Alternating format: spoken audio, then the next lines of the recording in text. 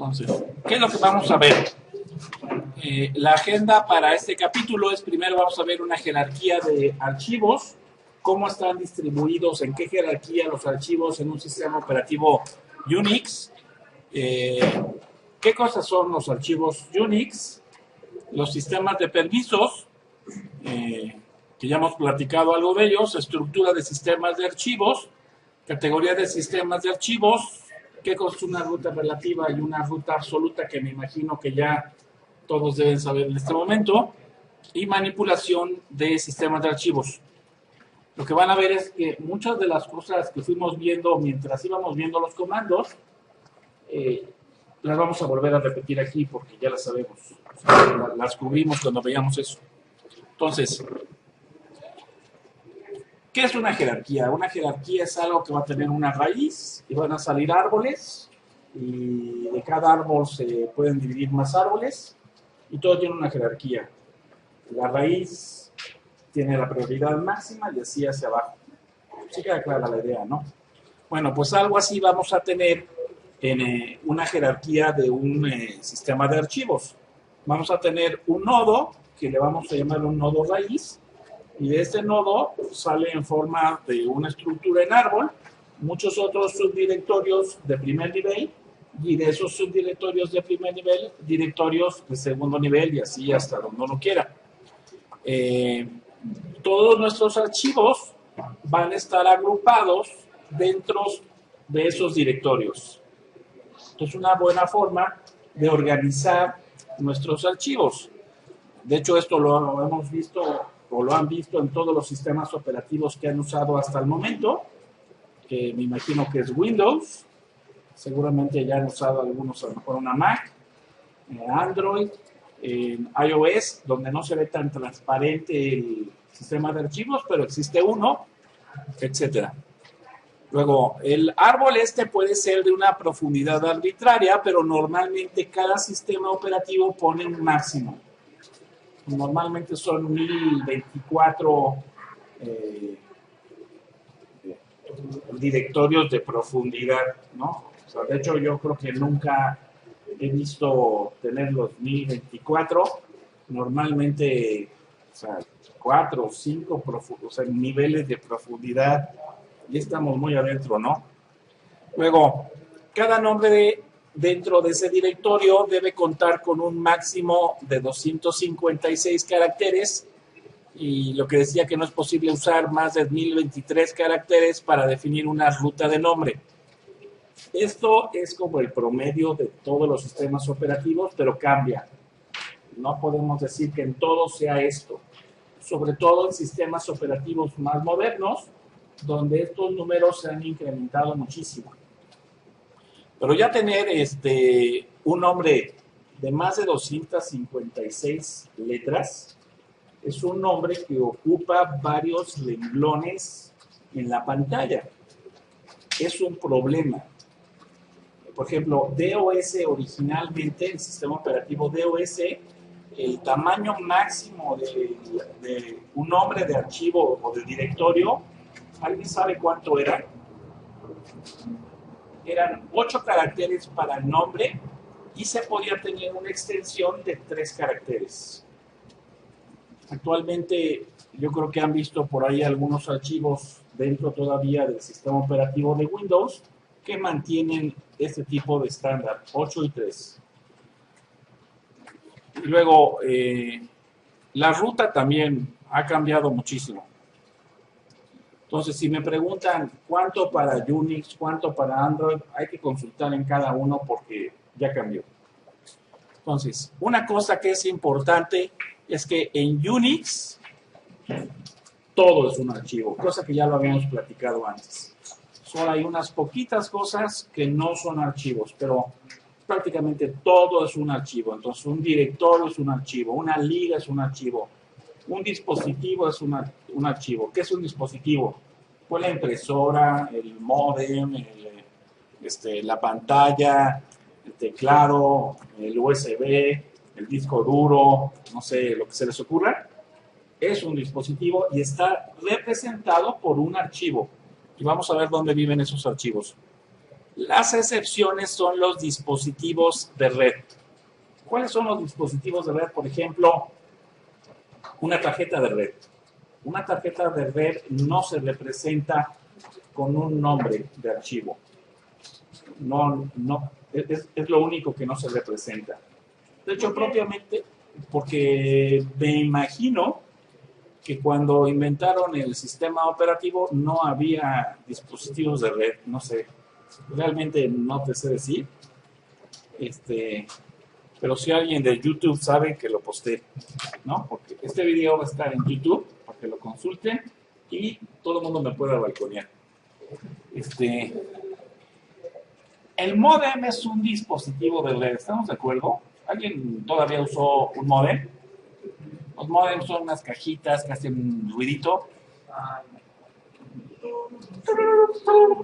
¿No?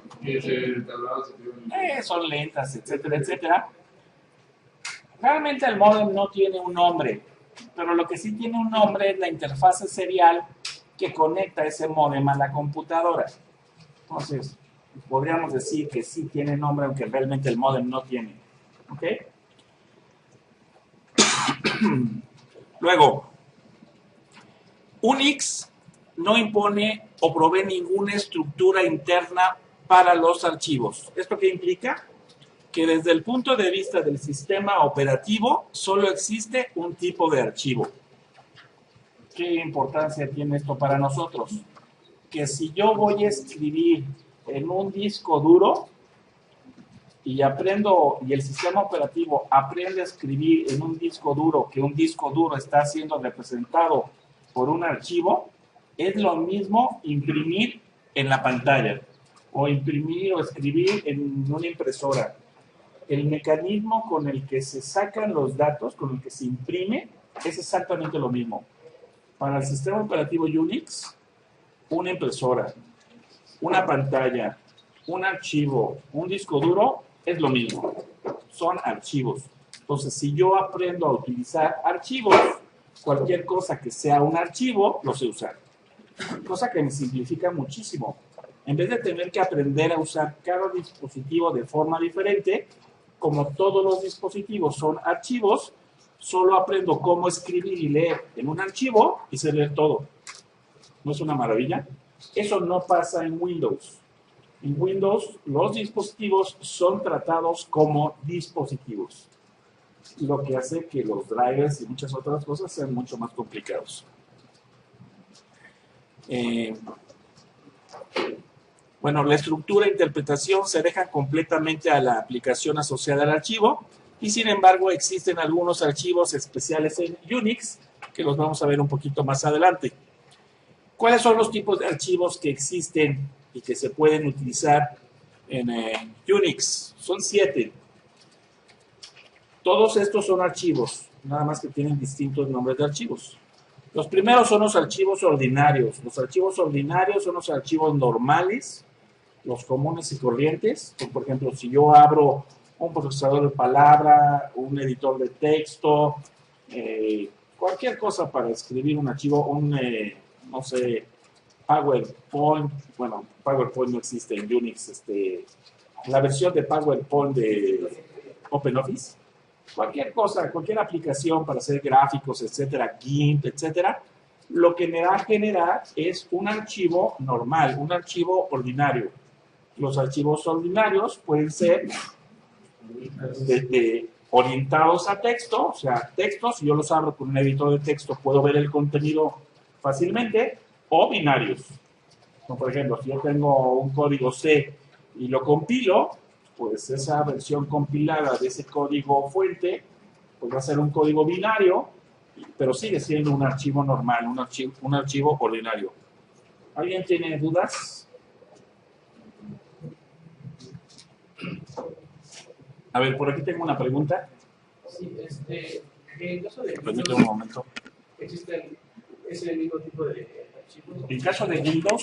En caso de Windows van a existir algunos de estos, no todos. Yo ahorita te voy a decir cuáles sí y cuáles no, prácticamente todos, exceptuando creo que uno,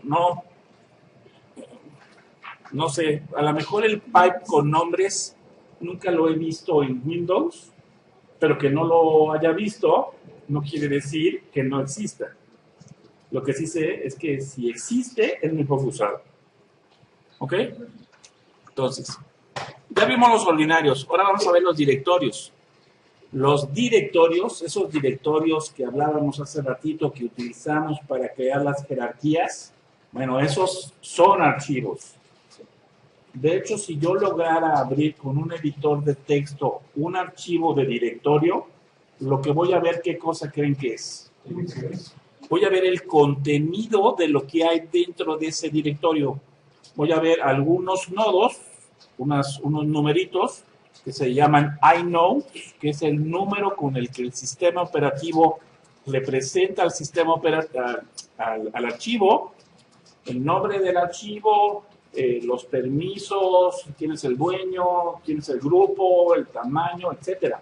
Es casi cuando yo doy un un list en Unix, prácticamente lo que estoy haciendo es ver el contenido de texto de ese archivo directorio. ¿Ok? Entonces, los directorios son archivos. Luego, había platicado que hay unos archivos especiales, ahorita voy a platicar más de ellos. Ligas simbólicas. Las ligas simbólicas, todo el mundo que haya utilizado Windows está familiarizado con las ligas simbólicas. ¿Cómo se llaman en Windows? Accesos directos en español. Y si usamos Windows en inglés, shortcuts. ¿No cómo? No, shortcuts. Esas son las ligas simbólicas. ¿Qué hace una liga simbólica? Es como un apuntador, ¿no? Si hablamos como el lenguaje C, y lo que hace es un puntero a donde está mi archivo original, y si yo hago un clic ahí, se va directamente hacia ese archivo. ¿Ok? Pues si es un programa, va a abrir el programa. Si es un archivo de texto, pues a través de ese voy a poder abrirlo, etc. Normalmente los shortcuts los hacemos de programas, ¿no? En Windows existen las ligas duras, rara vez se usan, y obviamente en Unix existen. Las ligas duras es muy parecido al concepto de ligas simbólicas, pero tienen una diferencia importante. Cuando yo hago una liga simbólica, el tamaño de la liga es muy pequeño, porque simplemente es un apuntador al archivo completo. Cuando hago una liga dura, hago una copia del archivo al que estoy haciendo la liga. Voy a tener dos copias idénticas. Y cuando modifico una, se modifica la otra. Están ligadas hasta que se deshaga esa liga. Después vamos a ver para qué serviría hacer una liga de esas. ¿Sí? Sí. Después vamos a entrar a una consola y lo vamos a probar para que lo veas en vivo. En Windows existen, pero en Windows nunca he visto que las utilicen, pero sí existen. Luego, los pipes con nombres. Los pipes ya todos debemos saber qué son. Porque yo estoy seguro que Angélica me va a decir qué es un pipe. ¿Qué es un pipe? Un pipe sirve ¿para qué? Más fuerte que no te oye la camarita. No, para eso no sirven. Un pipe sirve para que la salida estándar de un proceso sea la entrada estándar de un nuevo proceso. Eso es lo que hace un pipe. El pipe es el carácter de barra, la barra del teclado, y esa barra, entonces, si yo tengo, por ejemplo, hago un listado, la salida de un listado generalmente está en la pantalla, y yo puedo decirle, esta salida que está saliendo al dispositivo estándar que es la pantalla, quiero que sea la entrada de otro comando, un comando que sirve para contar líneas, o para ordenar líneas, o para lo que yo quiera, ¿ok? Entonces, ya sabemos qué es un pipe, ya todo el mundo sabe, ¿verdad? Entonces, ¿qué es un pipe con nombre? Una cosa importante, un pipe sin nombre, un pipe normal, sirve en la misma máquina. O sea, solo puedo hacer un pipe, bueno, más que en la misma máquina, en el mismo usuario. ¿Sí queda claro? Yo no le puedo mandar la salida estándar de mi comando list al usuario Pepe. ¿Sí queda claro? Bueno, pipes con nombre sirve para eso. Para que la salida estándar de un comando mío se la puedo mandar a quien yo quiera. Entonces, le pongo un nombre a la salida y quien quiera puede llamar esa salida y tomarla como entrada de su proceso. Eso hace un pipe con nombre. Bueno, los pipes con nombres son archivos. ¿Okay? Luego, sockets. ¿Qué es un socket? Gaby, ¿qué es un socket? Los sockets son para hacer comunicaciones de red. Más o menos. Te voy a explicar mejor. Los sockets son abstracciones. A ver, primero voy a empezar a platicar de archivos. O sea, de hecho, un socket es un archivo, entonces tiene que ver con archivos. ¿Cómo le hago? Estoy programando en C. Todo el mundo sabe programar aquí en C, ¿no? Bueno, excepto creo que los informáticos, ¿o sí saben ya? Bueno, todos saben. ¿Qué hago para abrir un archivo? Lo primero que tengo que hacer es, no se llama un apuntador, se llama un descriptor, un file descriptor. Entonces, tengo que hacerle un file descriptor a ese archivo. Entonces, ¿qué es lo que voy a hacer? Voy a poner, lo normal es poner fd, de file descriptor, igual, open, el archivo tal, con tal permiso, y tururú y tarará. Más o menos esa es la sintaxis normal de cualquier lenguaje que referencia un archivo. Uso un descriptor, ¿no? Y una vez que ya tengo el descriptor, si quiero escribir sobre ese archivo, pues uso fd, write sobre fd, si quiero leer, read sobre fd, y ese tipo de cosas. Todo el mundo le queda claro eso, ¿no? Y si no, pues hay que ir con Félix. Lo mismo hacemos cuando queremos escribir y leer de la red. Creamos descriptores, son abstracciones, porque un descriptor pues no es algo físico, es una abstracción. Entonces lo que hacemos es abrimos un socket y ese socket es el descriptor de la red. ¿Qué se necesita para poder abrir un socket? Primero tenemos que decirle qué tipo de protocolo queremos utilizar. Y solo hay dos opciones. ¿Usamos TCP o usamos UDP? Los que lleven redes conmigo verán por qué y para qué se utiliza cada uno. Cada uno tiene un uso específico. ¿Es TCP o TCP? TCP. T de torre, C de Castro, P de papá. Es UDP. Y UDP, U de uniforme, D de David y P de protocolo. De hecho, UDP significa User Datagram Protocol y TCP es Transfer Control Protocol. Eso es lo que quiere decir cada uno de ellos. Son protocolos, cabe decir, de capa 4. Alguna vez ya habíamos platicado de las capas, que hay 7 capas en un modelo OSI. Esta es la capa 4. La capa 4 es la que se encarga del transporte extremo a extremo de los datos. Entonces, el socket necesita decirle, ¿es TCP o es UDP? Necesita una dirección IP.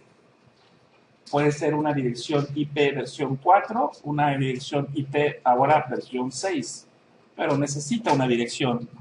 Y necesita otra cosa, que solamente existe en la capa de transporte, que son los puertos, que es el direccionamiento a nivel capa de transporte. Entonces, con un protocolo, con una dirección IP y con un número de puerto, yo puedo abrir un socket. Y cuando abro un socket, igual que cuando abrí un archivo, le asigno un descriptor. Aquí va a ser un socket descriptor. Y ya cuando tengo abierto el socket, puedo hacer lo que quiera sobre ese socket. Puedo escribir, leer, etc. Esa es la idea. Este tipo de socket se llama un socket TCP. Bueno, TCP/IP. Existe otro tipo de sockets. El otro tipo de socket es un socket que se llama un Unix socket. Es un socket que existe dentro del sistema operativo y que sirve para la comunicación interproceso. La comunicación interproceso normalmente se le abrevia, su acrónimo es IPC, Inter-Process Communication, y generalmente cuando un proceso le quiere platicar algo a otro proceso, utiliza estos sockets. Son sockets internos, son sockets que no tienen que ver nada con puertos, ni protocolos TCP ni UDP, son protocolos internos del sistema operativo que permiten la comunicación. No todos los procesos se tienen que hablar entre sí, pero normalmente existen mensajes entre los procesos, sobre todo si son procesos de un mismo grupo, de un mismo programa, ¿no? Entonces, esos son los 7 tipos de archivos Unix. Ahora voy a ver, ya algunos ya los vi un poquito profundo, pero voy a verlos más profundo ahorita todos. ¿Alguna duda? Perfecto. Entonces, los archivos ordinarios, ya platiqué de ellos. Son archivos que pueden ser ASCII o binarios. Son creados con editores, compiladores o cualquier comando Unix que genere archivos. Existe un tipo de archivos especiales ordinarios que les llamamos los archivos punto. ¿Qué es un archivo punto? Los archivos punto son los que utilizábamos para hacer que un archivo sea oculto. Entonces yo pongo punto y el nombre que sea, ese archivo va a ser oculto. Luego vienen los directorios, que ya también platiqué qué es lo que son. Existe una forma de llamarlos, unas ligas que ya están preestablecidas, que es el directorio punto y el directorio punto punto. El directorio punto hace referencia al directorio actual y el punto punto al directorio padre. Si quiero hacer referencia al abuelo, sería punto punto diagonal punto punto. Si quiero hacer referencia al bisabuelo, pues punto punto diagonal punto punto y diagonal punto punto y así hasta el chosno o lo que quieran, ¿no? Ahora sí vamos a ver archivos especiales que no abundé hace ratito. ¿Qué son los archivos especiales? ¿Se acuerdan que les dije hace ratito que todos los dispositivos son archivos? Bueno, esos archivos que hacen referencia a esos dispositivos son los archivos especiales. Y va a haber de 2 tipos de archivos especiales, dependiendo el tipo de dispositivo. Vamos a agrupar a los dispositivos en 2 grandes grupos. Los que están orientados a caracteres y los que están orientados a bloques. ¿Cuáles son los que están orientados a bloques? ¿Alguna idea? Son los que su forma de leer y escribir datos es en bloque. Entonces, por ejemplo, un disco duro. ¿Quién me dice cómo escribe un disco duro su información? Yo cuando mando información a un disco duro, ¿cómo se escribe? ¿Carácter por carácter o en bloque? Se escribe en bloque. ¿De qué tamaño es ese bloque? ¿Cómo se llama el bloque de un disco duro? Se llaman clústeres. Entonces, y el clúster se puede configurar dependiendo la persona que lo formatee. O sea, a la hora de formatear un disco duro o cualquier dispositivo escribible, yo le puedo formatear, configurar el tamaño de clúster. Si sé que voy a tener archivos muy chiquitos, pues me conviene tener clústeres de un tamaño pequeño. Si sé que voy a tener archivos muy grandes, me conviene tener clústeres grandes para tratar de hacer más eficiente el uso del disco.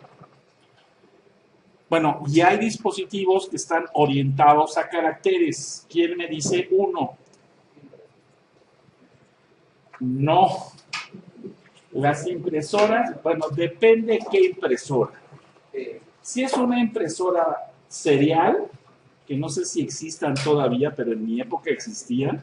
Por ejemplo, una impresora como bueno, sí existe. Cualquier impresora de súper es una impresora serial. Esas impresoras, pues porque son seriales, van los caracteres uno atrás del otro, son seriales, y pues es un dispositivo orientado a carácter. Si hablamos de una impresora láser o una impresora más moderna, la impresión es en paralelo. O sea, de hecho, las impresoras, después de que inventaron las seriales, inventaron las impresoras con puerto paralelo. No se imprime carácter por carácter, se imprime en bloques o sea, la información llega en bloques, en forma paralela, son más rápidas. Igual pasa, aunque USB suena serial, pues la verdad es que llega medio en paralelo. Entonces, esos son dispositivos orientados a caracteres, una impresora serial. ¿Cuál otro dispositivo que conozcan? Por supuesto que sí. Un teclado, a menos que podamos escribir así en paralelo, cosa que yo no sé hacer, yo sé escribir de dedito, es serial, es carácter por carácter, ¿no? Y aparte carácter por carácter y asíncrono. Porque hay dispositivos síncronos que son seriales. Un teclado es asíncrono. ¿Por qué es asíncrono? Pues porque cada quien escribe a su propia velocidad. O sea, a lo mejor puedo escribir de repente muy rápido y a lo mejor muy lento. Es asíncrono. No hay un reloj que me diga... O sea, no es... Por ejemplo, el piano es síncrono. Si no tocas la tecla a la hora que debe ser, no suena la canción. Aquí yo puedo escribir al ritmo que yo quiera y sigue saliendo el mismo mensaje. Eso es asíncrono. Entonces, esos son los dos tipos de dispositivos. Entonces, aquí están los orientados a carácter y los orientados a bloque. Hay de todos sabores. Ya les voy a dejar una tarea próximamente en que ustedes van a decir que van a encontrar distintos dispositivos que yo les voy a decir que van a tener que encontrar y van a tener que decir, es orientado a carácter, es orientado a bloque. Luego, las ligas simbólicas, pues ya platiqué de ellas. Las ligas duras ya platiqué de ellas. Ahorita vamos a hacer ejercicios para ver cómo funcionan en la realidad. Los pipes con nombres ya platiqué qué son. No platiqué cómo se hacen. Pero se hacen con el comando make FIFO. ¿Ok? Y los sockets, que ya platiqué de ellos, que hay dos tipos de sockets. Los sockets IPC, Inter-Process Communication Sockets, y los sockets de Internet.